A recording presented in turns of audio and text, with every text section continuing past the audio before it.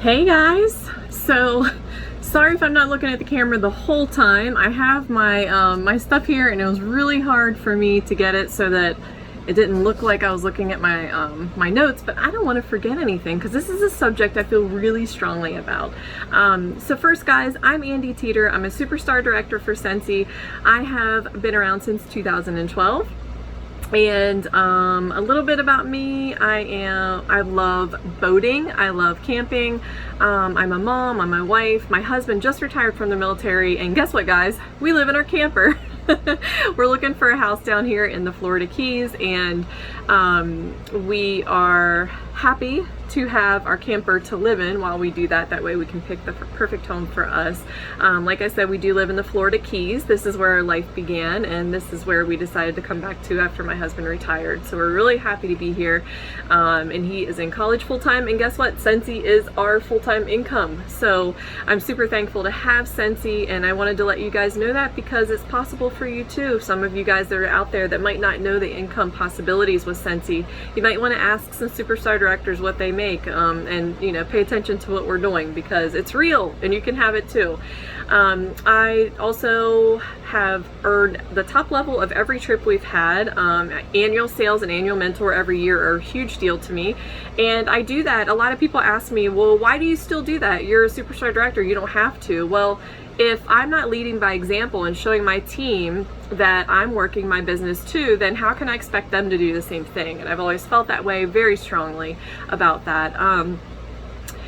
Let's see. So I'm going to take about 10 to 15 minutes because I know if you're like me, your attention span is kind of bad and you can't hang on for 20 to 30 minutes. So I'm going to give you hopefully a shorter training today. The first thing is people want to know my secret. And the one bit of advice I can give you is no matter how hard I fall, I don't finish until my goal is complete. I don't stop, I don't give up, and I always have a plan B, C, D, and E because plan A doesn't always fall through, as some of you guys know. Good things come to those who believe, have patience, and don't give up. We all know that, so that's things that I go by. That's my motto. I'm here to talk about establishing boundaries with teams, and it is very important to do this in your business. A lot of people have strong opinions about this subject, and the truth is that we all have to set clear expectations and boundaries in this business to keep it our happy place. If someone throws a fit about your boundaries that you've made, this is just more evidence that a boundary is needed for them. Burnout is real, guys, and it's one of the top reasons leaders get quit. Leaders do not set boundaries and expectations, and then it is not their happy place anymore, and I've been through that too. I seriously, it sucked the life out of me when I did not have boundaries, and I was constantly feeling I was working Scentsy, and I actually became angry and you know, disgruntled. And what I found out is once I made these boundaries I'm about to tell you guys about, beautiful things started to happen. When a negative happens, now I look for a positive to fill that void. If a negative teammate has a coaching call with me and I just can't drag them out of that hole, then I schedule a call or message a positive teammate to fill that positive void. Sometimes that can really drain you, and it's important to keep that positivity there as well and try to get that teammate to feel that positivity as much as you can. But if not, then go fill your own cup after that. Let's see. So the one thing about setting expectations and setting boundaries is we need to stick to them. Some of us have a problem with letting go of control, and that's the problem. Every time that phone dings, we're like, oh, I've got to get it now, right? You feel like you have to open that message now or it's going to be life or death if you don't. We are not managers of our team. We are leaders, inspirers, cheerleaders. We're here to fill their cup, but most importantly, how are we going to fill their cup if our cup is not filled as well? So my first question is, what are you guys doing to fill your cup? What are you guys doing 15 minutes a day for you? And this setting boundaries could be one of those things that you do for yourself. Setting expectations, letting them know about your work hours is the number one thing that you can start, and explaining to them why you have them. So when I first have somebody join, I let them know about my business hours up front. My frontline and my directors that I work with, that's where my responsibility lies, and they all know about my hours. Setting expectations is important too with family. Tell them about your work hours and ask them to respect them. Tell them that you need 15 minutes here or 30 minutes here, an hour here of uninterrupted time. And guess what? Your spouse can benefit because you'll be earning free trips, extra money, so it benefits them too. It's not all for you. Here is something that I do, and I'm going to give you guys some wording, that way it'll help you guys out. But something I do is, sometimes even after you tell people about your business hours, they either don't respect them or they forget, which is okay, or maybe they really do forget, and that's all right. Here's how I respond. When I'm back to work, so my hours are 9 to 4 every day. So when I'm back, or every day except for the weekend, so Monday through Friday. So when I'm back to work, I message them. I don't open their message, and I say, hey, I'm sorry, I may not have told you about my work hours. I was off when you messaged. Were you able to find the answer on the workstation or the team page? That teaches them before they even message you that they should be going to those places first anyways, but it's a nice way of saying it because you don't want to be rude. I mean, these people are, you're here to help them as well. So teaching boundaries doesn't necessarily mean being rude to someone, just kind of nudging them. Setting expectations for coaching calls.